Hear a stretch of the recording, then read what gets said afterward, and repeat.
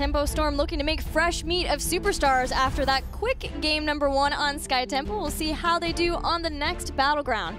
Superstars is likely to pick first pick. That's generally what they like. Probably Towers of Doom. Any other ones? We know that Sky's been picked up. I guess Dragon's been picked too. Yeah, that's my thought.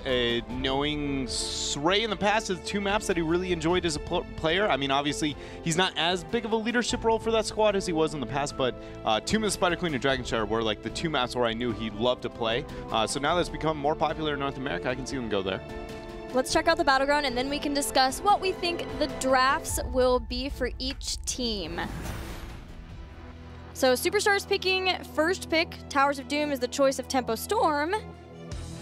And Dread, I think this could be where we see Zeratul versus Valera. Is that the Zeratul-Valera matchup? Goku into Psalm there. Psalm on the Valera, Goku on the Zeratul. I mean, I do think that Zeratul is weak into Valera.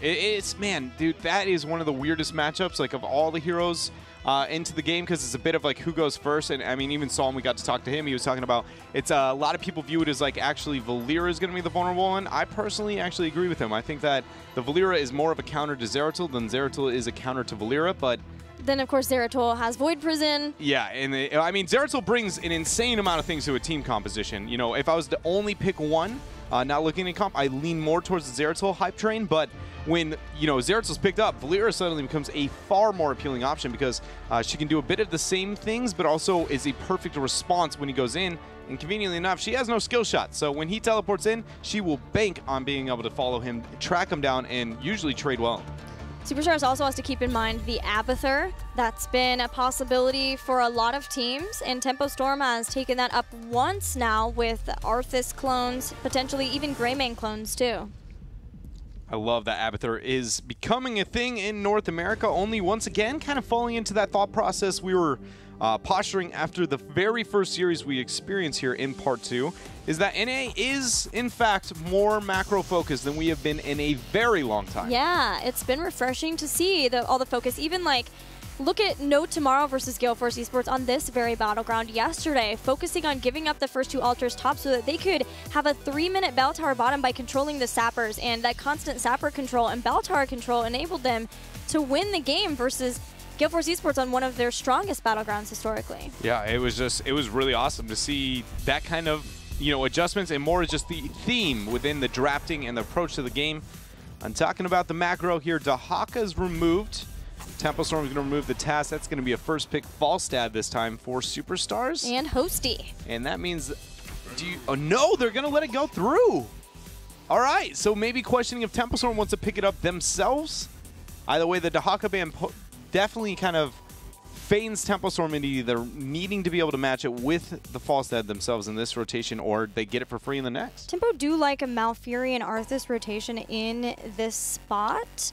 So maybe they're just trying to make sure that they can't get too many top picks at once. I guess they did take Arthas Falstad versus No Tomorrow.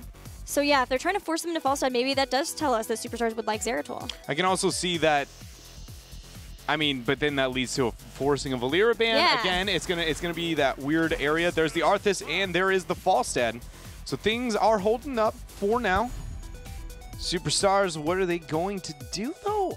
You know, you talked about the Zeratul. I feel like that's where it's going to go. It works well with the Malfurion, but I can't help but feel like it's going to be, it is risky. This high up, it's going to force them to have need really good synergies in the rest of their draft with him before I feel like it can be safe, because Falstad can buy a bit of time. They are going to lose on Global, which we know is huge on the map itself. And you can just, anytime you pick something with knowing you have to ban something else, is pretty risky in the first half of the draft.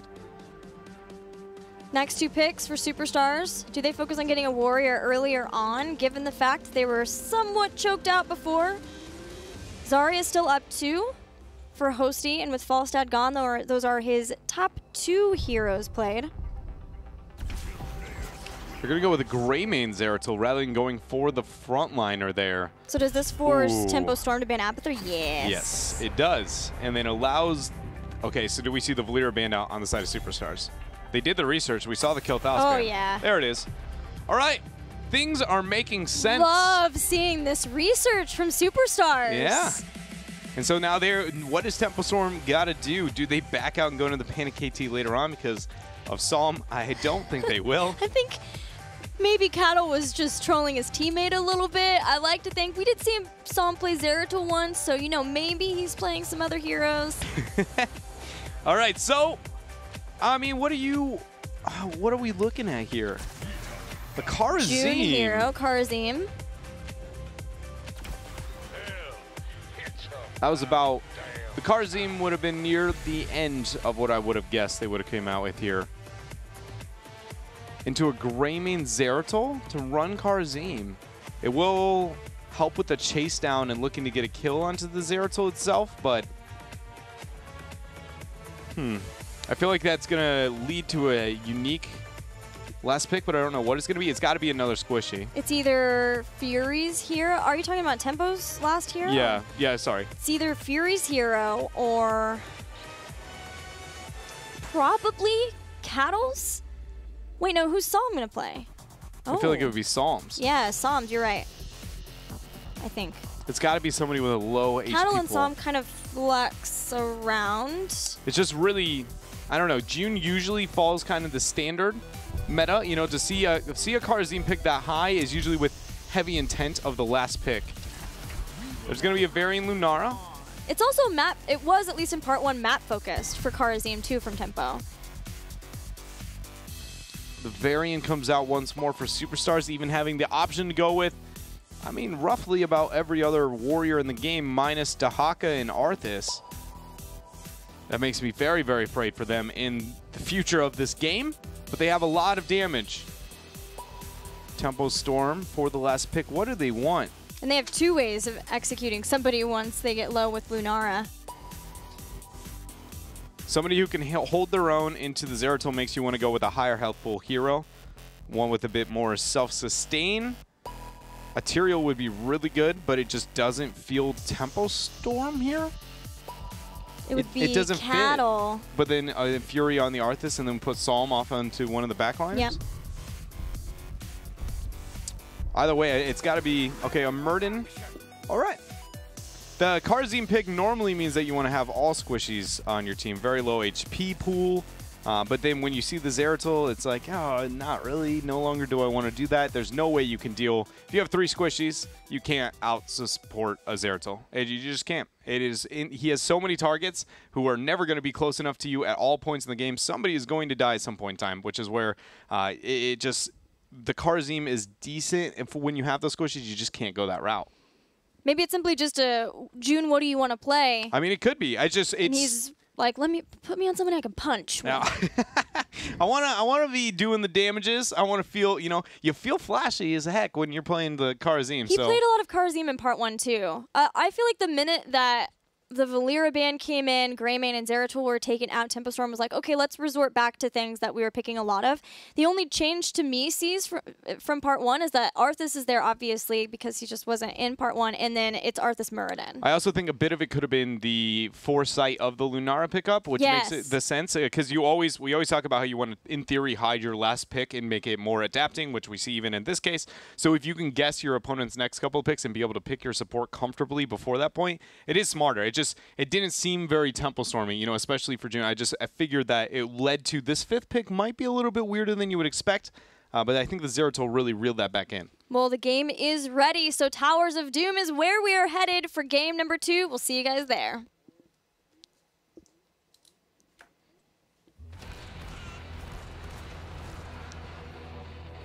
Tempo Storm here does have a lot of what they want, though, in this draft. Really nice and a very satisfying draft to watch it unfold when it comes to the thought process here of these players and the teams looking to counter and build the best comps for themselves. I love good drafting. This is, I think, the first game we see Psalm playing Falstad. So Cawthon playing the Tychus, and then once again Muradin, the main warrior who they feel is played by Fury, and Cattle playing Arthas again. See who ends up winning the clash. I guess, I can tell you already, with Superstars having 2 members on bottom, this first wave Meetup is not something they want to deal with. Double block for Tempo Storm. So trying to help out June on the Kharazim. And will help the survivability of the Arthas and the Murden quite a bit. I just, you know, and with Earth Ally, should be able to help a bit more into the double auto attackers. That's a great point. So everybody has a lot of melees. That goes up, but Falstad is going to be there to join. Same with Fury. So now can they turn on to Hosty? This should be a very... Oh, man, the wear of Goku onto that Stormbolt single-handedly saved Hosty. So good. Man, that was some next level right there. For a minute, I was like, what is he doing here? Yeah. And I was just like, oh, that makes a lot more sense now, you know? You just saving your team, being the bro. Good job, Goku. Now Goku's chasing down June. June sees it, though, too, but there's a lot of members. He's going to dive onto Faye. The fact that June got out of there without Icona throwing down a root and a potential kill, you know, Icona being a little bit more passive than I'd like to see out of him. That's not just a, you know, one-game type deal either. I mean, as in general, I feel like Icona is absurdly good in the supporting world. I mean, he's been consistently, you know, performing in North America for a long period of time and always been in the middle of the pack. Yeah. And I feel like a lot of that is, we often talk about playmaking versus just being good at healing. Icona is very good at healing. I do feel like in the playmaking department, though, at times he can just be too reserved, you know, and that was just a small example right there.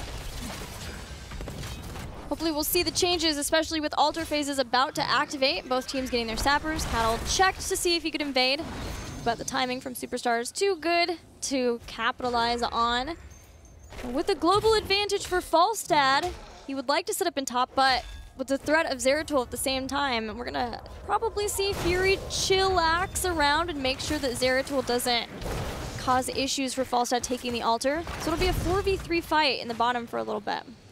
It's going to be an attemptive channel. Good interrupt there. Falstad and Zeratul trade out the shots. They're going to make their way down. The wave is pushing, though, against Tempo Storm.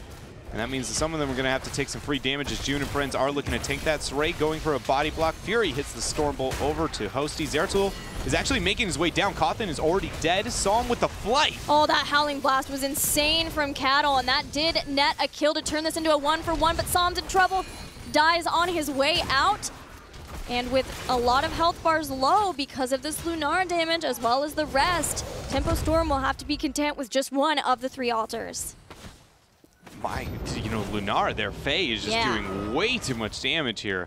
I wonder if that is going to change through the pace of the game, even not even going with the Earth Ally. We've got Air Ally, trying to make sure that they have visibility on Zeratul. Wow.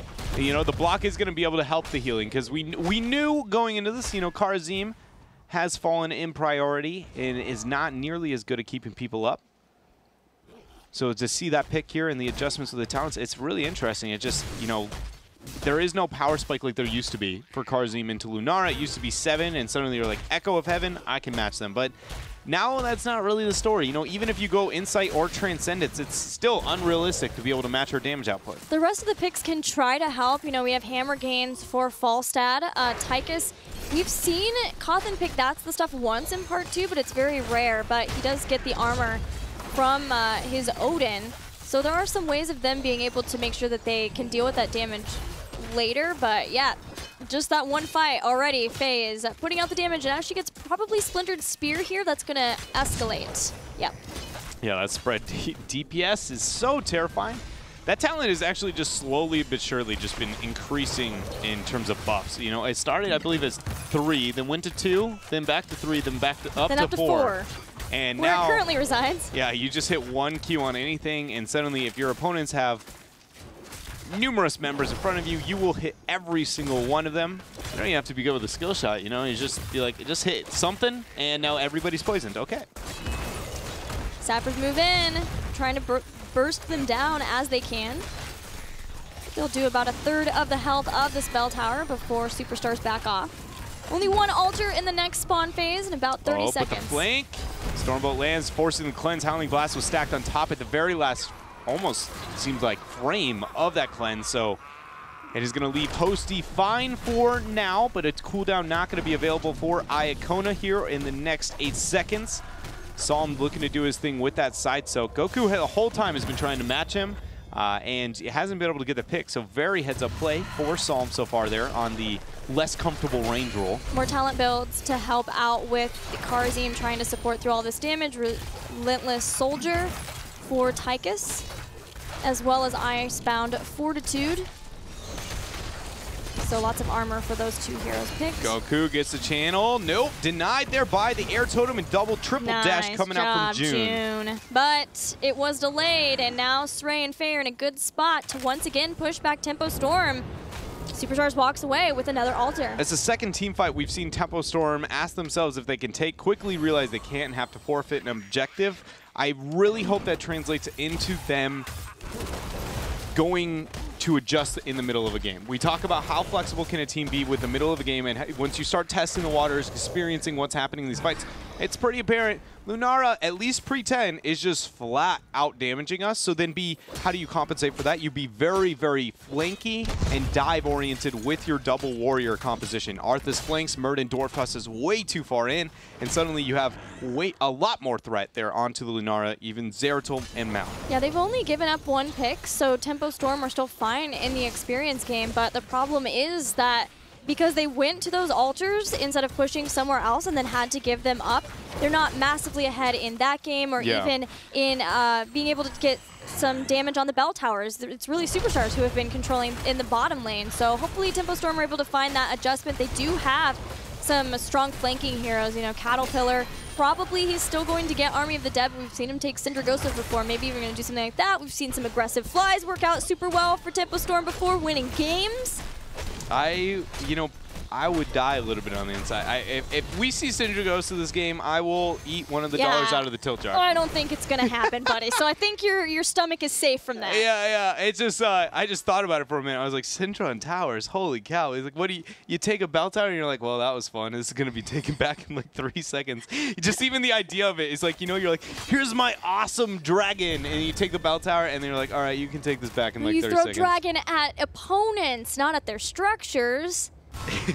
Oh no, just as heroic abilities in another altar phase. Things going from bad to worse, The most important thing, he dropped the casual B-step. You know, gotta respect Goku for that. Anytime I see B-steps, I will let you know. Love it. I love B-steps in competitive game, especially when it's just like, you know, the known counters. The whole time you're waiting. When will Zeratul finally get his hands on the split-pushing Falstad and just 2 B-steps? All right, I'm out. It was now. Hello, my friend. We meet again. It was even Psalm and Goku, which is pretty cool too. The solo laners for both of the teams. It's going to be the first pair he used. That's annoying. He comes back in and Zeratul's there again. Surprise. Goku quit Oh, baby! He's got Fury up in his face and he drops 4 B-steps. Goku just he's just no fear. Ultimate respect right there. This is rough. Look at the health bars. The Cursed Bullet mixed with Lunara's just damage output is too much, really, for them to be able to deal with so far in this game.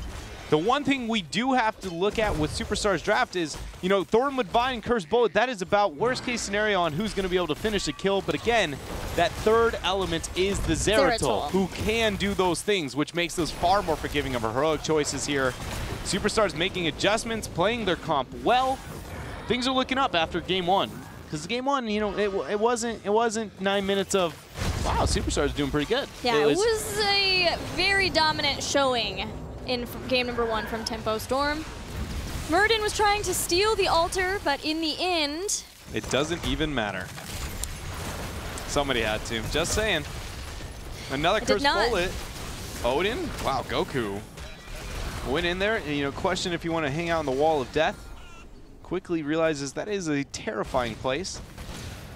Tempo Storm here just can't do much, you know, with the lack of global offense that they made happen. You know, you're talking about the rotations and then still losing every objective.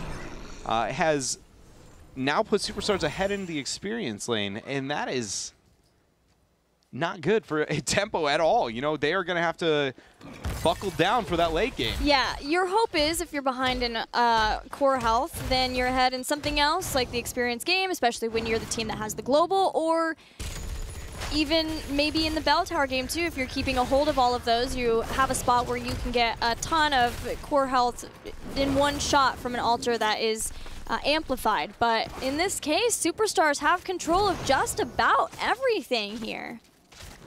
They really do. And, you know, it's not like Tempo Storm has kind of, you know, catered some members here to the bottom bell tower to look to restore it, turn it blue, and then they are making something happen elsewhere. It's just been, they're hanging out, and so is Superstars. You know, they aren't gaining anything elsewhere on the map, and that is very unlikely, or unlike what we saw out of game number 1, especially in that mid game, in the moment that they had any kind of upper hand elsewhere on the map. This is double altar with double Sapper Camp behind it. Taunt hits Cattle. That damage rips through his health bar too.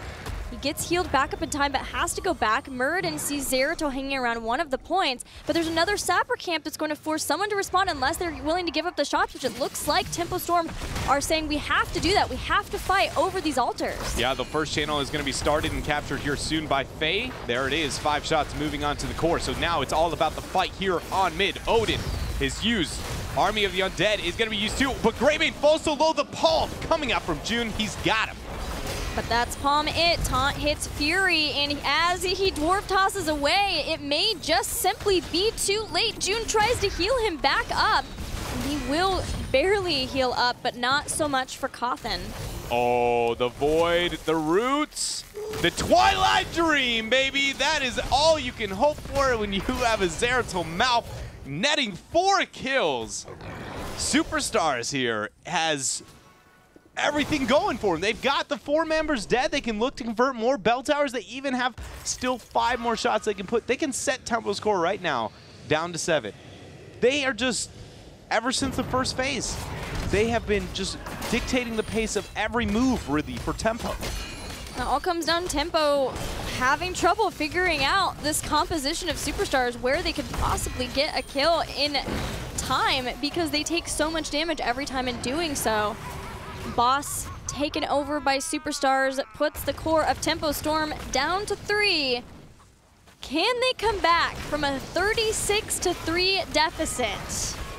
You know, we've seen stranger things. It was all of yesterday. So I'm going to go with there's an opportunity. Normally the pessimist within me would just say, no, probably not.